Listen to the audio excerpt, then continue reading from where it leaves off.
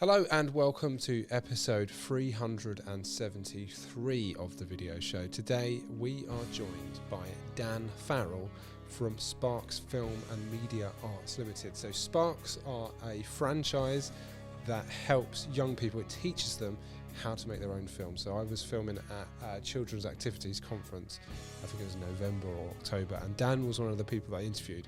And as soon as he said what he did, I knew I had to get him onto this show because I knew I wanted to find out more. I knew that people that watch these videos would find it interesting. And there's that franchise angle as well that I often work within the franchise sector. So there's loads of different stuff I really wanted to ask Dan. And I'm really passionate about creating my own films as well. So there's loads of different stuff I wanted to talk to him about. It's a great conversation. I hope you enjoy it. So firstly, what I ask everyone is tell me about yourself. So just tell me a little bit about who you are and what you do. Okay. Just to kick us off. My name is Dan. I'm company director for a company called Sparks. We help children make films. So we run filmmaking workshops for children. They learn all about the filmmaking process and make films. We also run a franchise network. So we help people set up their own Sparks film schools across the country. And help them deliver filmmaking programs wherever they are based. That's so cool. Like when I met you, I was like, I need to talk to this guy more. So did you found the business? Was it your idea? Yeah, it was mine and my business partners. Donna's my business partner, and we were working in the kind of arts education space at the time, and not many people were helping children make films. So we kind of saw there was really room and an opportunity for more of this sort of thing. Obviously, we set the company up in 2010. Back then, there were quite a lot of opportunities for things like drama, but there weren't many for film and for media. So yeah. And as like the this kind of stuff like video cameras and equipment have become easier to get, like more easily available. Trying to get my words out. Have you noticed like an uptake in the amount of people that are interested? Absolutely. I think, there's been a big democratization of filmmaking because video editing was absolutely an elite thing that you wouldn't do unless you were at film school. There was no way that you'd do it at school, and, people didn't have access to things like smartphones and iPads and all those sorts of things. Nowadays, kids are used to making a film and sticking it on TikTok. They're used to that. So we now get customers who come to us and go, my kid is already making films. I want to help them make better films or make more films or get out of their bedroom and meet other filmmakers and stuff. So, there are obviously lots of young people that have never made films before, but we get now a lot of people arriving kind of feeling like they're filmmakers already and wanting to kind of hone their skills. So cool. Is there an age range? Like, what's the age range of children that you work with? Yeah, our youngest is 5. And our oldest is 18. The 5-year-olds are making very different films to 18-year-olds. I bet, yeah. They our young program is we call it Studio One. It's very like creative, very playful, very craft based. So they might make some shadow puppets and then make a film that involves their shadow puppets, or they might kind of do something inspired by a piece of music. It's very lovely. The films are really adorable and cute. They're learning kind of the very basics of filmmaking and getting confident with playing with cameras, being confident with being on screens. A lot of 5-year-olds are quite terrified by it. So it's very much confidence and skills in a general way. And then obviously, as they get older with us, they are making more and more independent decisions. By the time they're in our oldest group, so 15 to 18s, they are making films for short film festivals. They're kind of working towards a portfolio and kind of becoming proper filmmakers.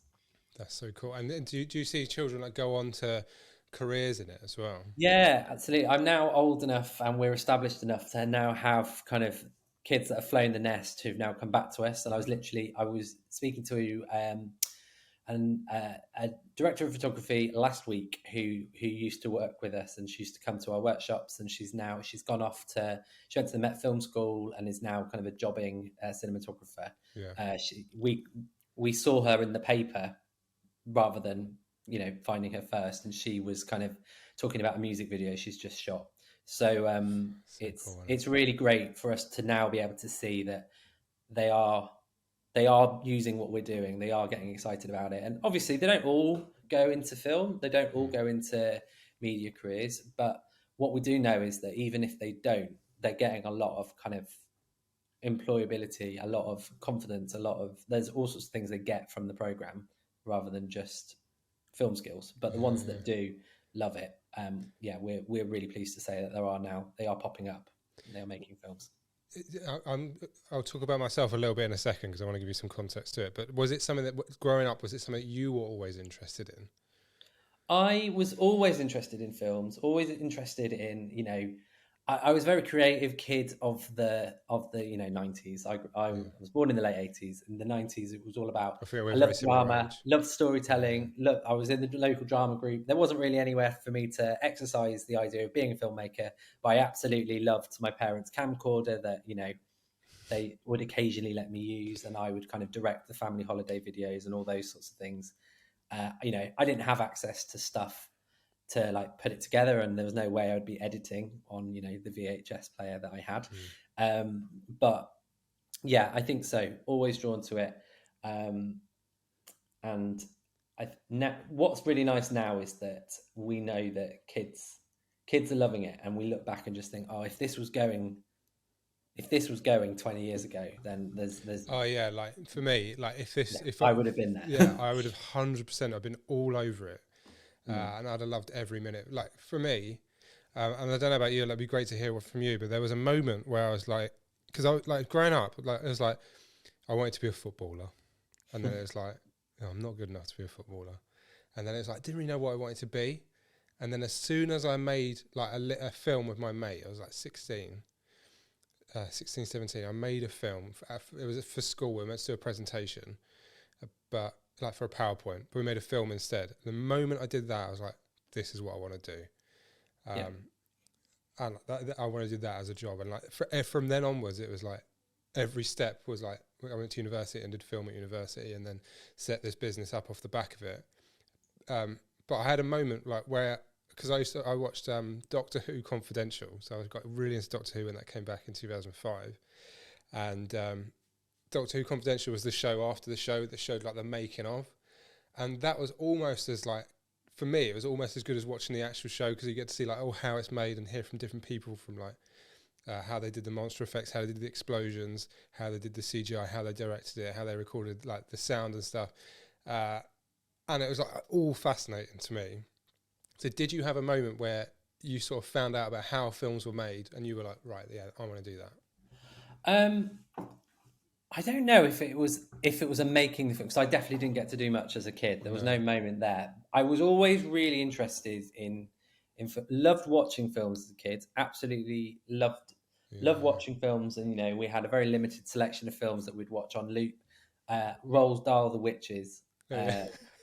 I absolutely loved as a kid, and I was just like, I was amazed how like scared I could feel, even though I knew the ending, and I knew, like why am I scared by this? I know what happens in the end and stuff.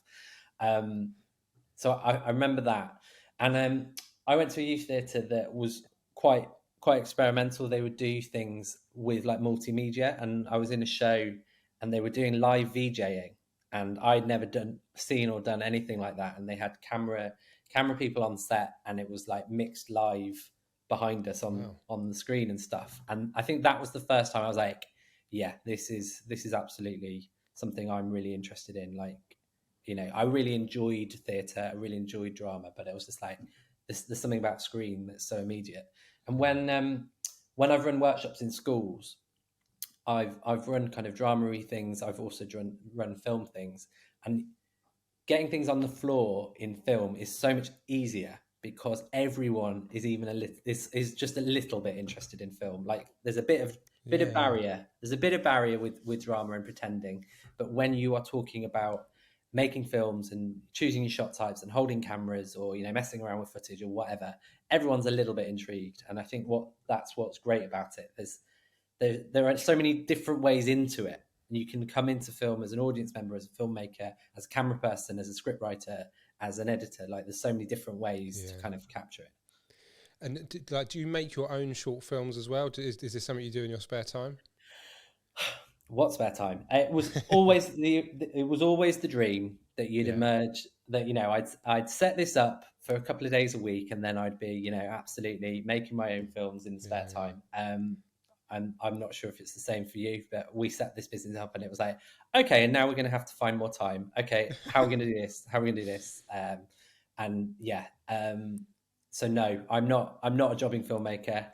I'm very much full time in the business. Yeah. For I do like one a year, and it's like I really struggle to get that done as well. yeah, But yeah, I love doing it. And I made one this year that was like 20 minutes long, and the previous like 4 years, I've made one that was 2 minutes, and I noticed a huge like learning curve making this longer one, like from like technical standpoints, editing, from organisation and producing it, but also like you mentioned this already as well. But like when you tell people you're making a film, they're interested and they want to help you out if they can help you out. If you need their help, if you say it's for a film, people really like are interested and want to help you, because it's like not something they see every day. I think, and it's interesting, and it'd be cool to be. It's a cool thing to be involved in. I think it's a conversation starter for people.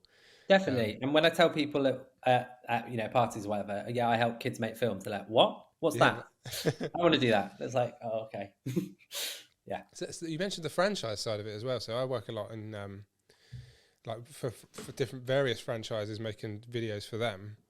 How was it something you always wanted to do in terms of, did you always want to franchise your business, or did it sort of organically No, grow? I didn't. We didn't want to franchise originally. When we started in 2010, we very much had the idea that we would do everything. We knew best. We would absolutely control, our entire empire. It would be absolutely every single decision would be ours.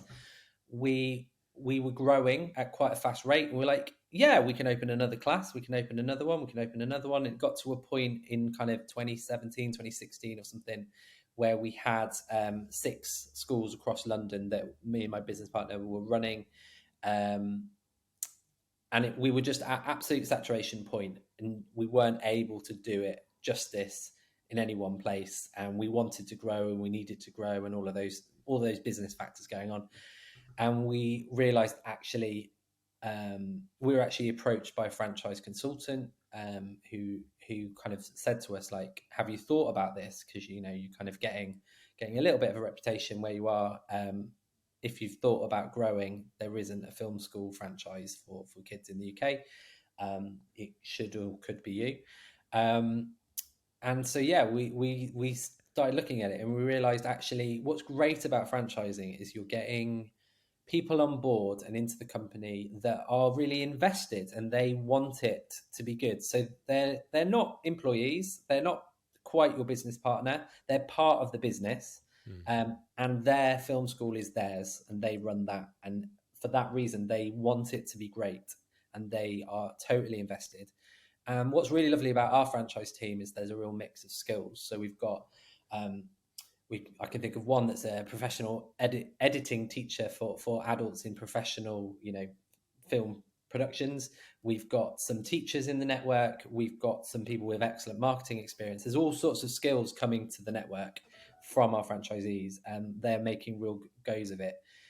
Also, the way we work, it's really crucial for our business for it to be. You need to be invested in your community, and you need to know where parents are hanging out, which schools have got good reputations.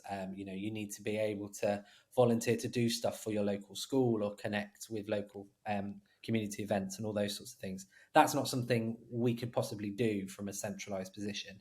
So yeah, we decided that franchising was right for us, and it's really nice now. Kind of, a couple of months ago, we had a film award won by one of our franchisees. They'd entered a film festival with some films made by kids in Hove.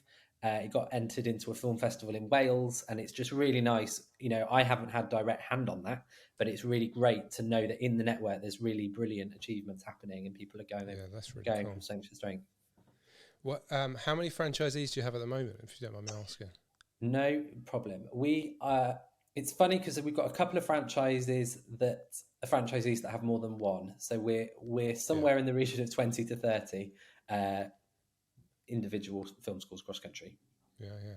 And is this something you want to like grow more in the future? So you're always looking for more franchisees. How do you see it developing? We kind of have a target in our head of how many we're aiming for. So the next couple of years, we're looking to take lots more people on and open up. We kind of have a couple of windows during the year, because what we do is everyone trains together and they launch at set times. So at the moment, we're talking to a few new people about launching in Easter at the moment. So yeah, we do. Our film schools are kind of regional bases, so there's only a few, not a few. There's only a limited amount of opportunities we can open in the UK. We do get approached by people looking for international franchises, Yeah, yeah. which we're not there yet, but we are very, very interested in, and kind of we're looking into that kind of possibility. I did a whole podcast on this for another show, but it was talking about international franchising. I'll send you the link afterwards. Yeah. Okay. Well, But I'm yeah, interested. I'm slightly part.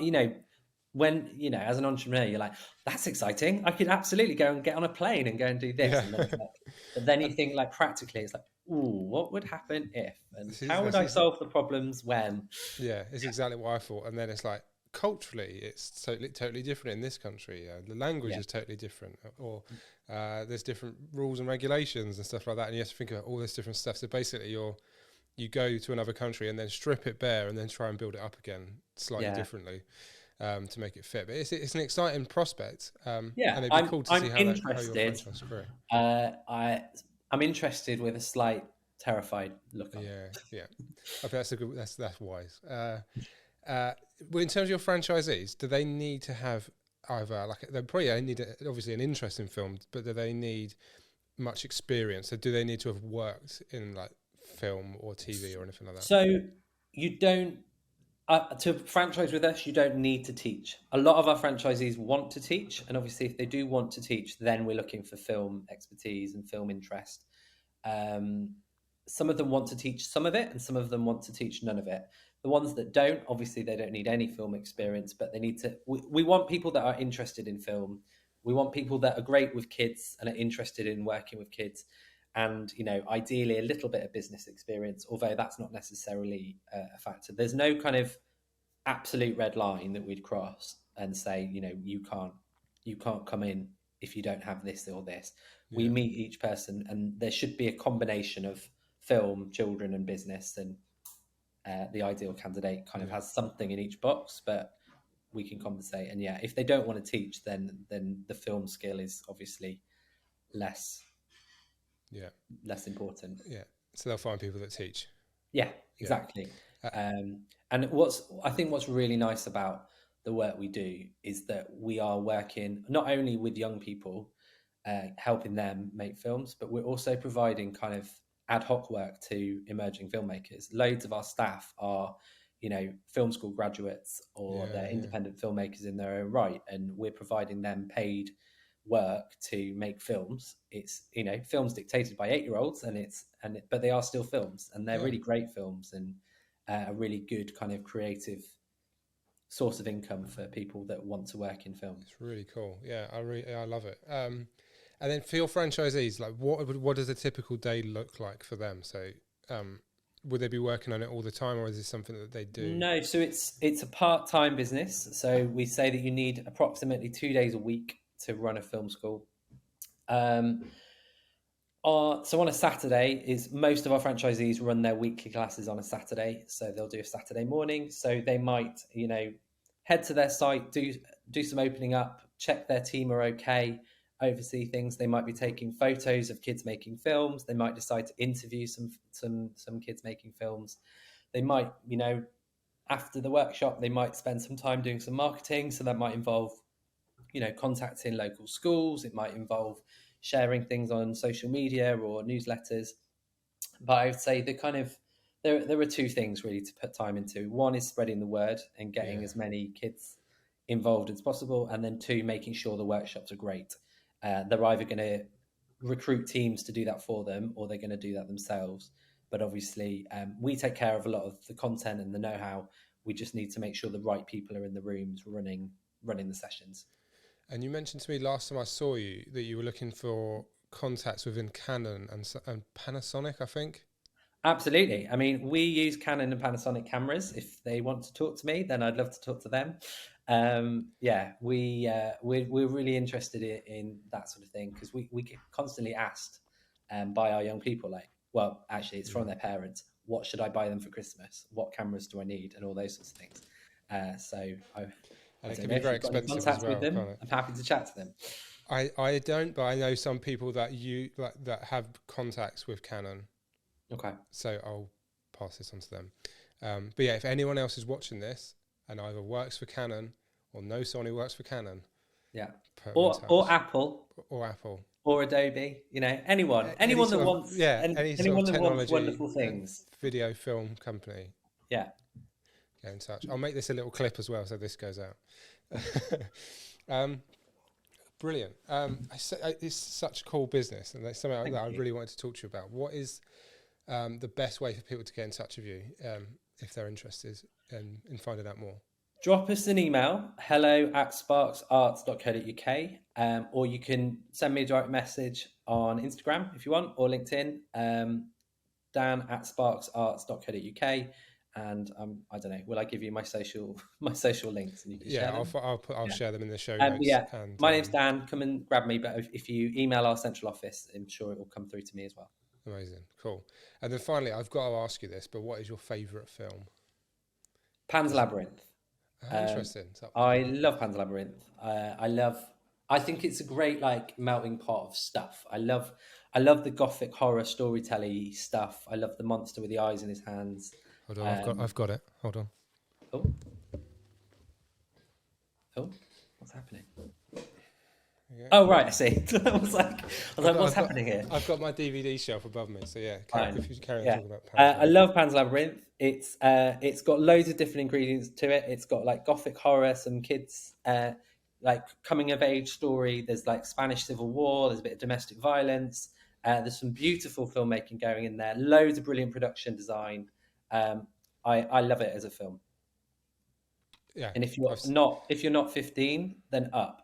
You should watch Up. I've got that. That's at home because all the Disney films are at home. Yeah. But if you're not 15, watch Up instead. That's really good too. I might ask all my guests that. That was a good little thing. Yeah. I mean, obviously, I'm constantly asking children what their favourite films are. So what do they say? What do they say? A lot of children generally say what's currently at the cinema. I think a lot of young people are kind of very interested. I mean, what is your favourite film? Is a hard question, and so it's I know what film I saw most recently. Yeah.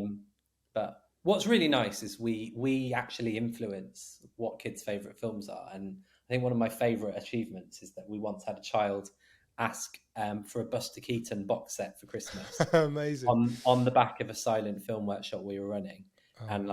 One of the things we do in our workshops is show kids films they might not have seen and ideas and stuff. So it's quite nice influencing that. Because that's where loads of the technical stuff first started, because they were pioneering it. Yeah, absolutely. As they were doing it. So there's tricks and stuff that maybe been forgotten. Yeah. Or not used so much in modern films, but it was mind blowing the amount of stuff they did. One of the most common things we'll do in an introductory workshop is make a silent film, because if you take out all the voice, all the music, all of those sorts of things, how are you going to tell a story? It makes you really focus on where you're going to point that camera. So we'll really often show Charlie Chaplin and Buster Keaton and go, right, this is how they did it. What are you going to do? Lovely. That's great. What a good way to end. So, if anyone wants to get in touch with Dan, I'll put the show notes below.